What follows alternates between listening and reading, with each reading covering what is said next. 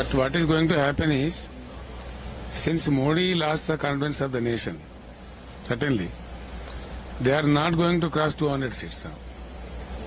That's where I am telling you, regional parties are going to play a major role.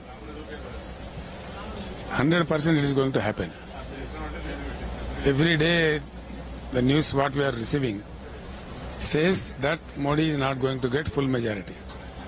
That is the reason वो कुर्ता कामीज पढ़ रहे हर दिन जो क्योंकि maybe it looks like unbelievable to you, but politics is a dynamic situation, you know. So ये It can 400 पार नहीं हो सकता. 100% rubbish that is. 200 पार करना ही मुश्किल हो गया, 400 कहाँ से मिलेंगे? साउथ इंडिया में से उसको हार्डली गनीमत से 5-10 सीट नहीं मिलने वाला है. 130 में सफाया है उनका. They will not get a single seat in Kerala, Tamil Nadu, Andhra, Telangana and Karnataka में भी बड़ा गप्पा मार रहे थे, लेकिन 4-5 सीट पे आ गया BJP. Just 4-5. Yesterday Amit Shah regarding this he made a statement that in the first two phases itself they are expecting 200 seats. तो गोबल से ज्यादा प्रचार करने वाला पार्टी कोई दुनिया में है तो वो बीजेपी है. और सबसे बड़ा गोबल उस पार्टी में अमित शाह है. वो बोलते रहते हैं तेलंगाना असेंबली में भी हम जीत गए बोले. Why I say so, it looks hard to you, but in the last elections, I think 2014 they have lost, in the assembly elections, they have lost their deposits in 107 constituencies. Even in the last assembly election also, they have lost 64 constituencies, they have lost their deposits. आप मन रहा मेरी हिंदी आप रोक दो रोक दो रोक दो रोक दो रामन विक्रम रोक दो रामन विक्रम दूसरी साल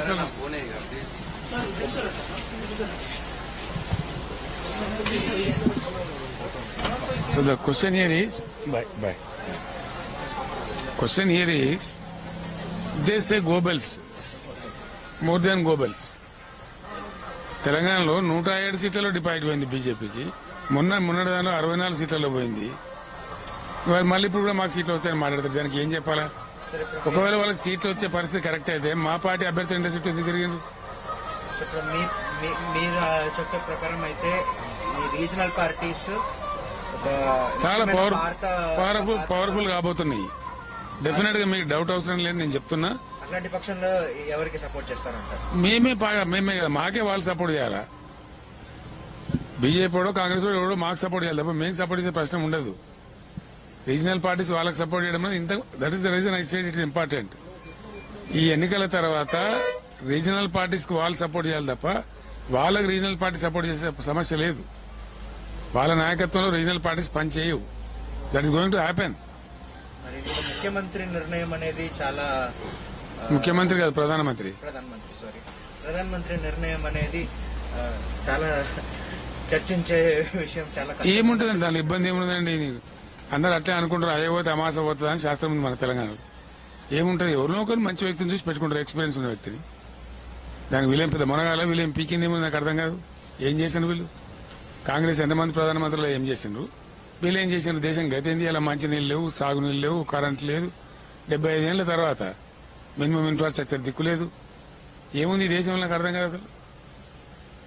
ఈ దేశం అంతా సర్వనాశనం పడిస్తే కదా. ఇప్పుడు కాంగ్రెస్ టైంలో బ్రెయిన్ డ్రైన్, బీజేపీ టైంలో capital drain.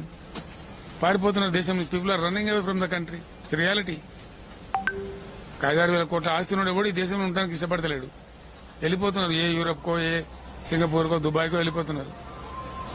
It's very important point I'm telling you. It is going to happen.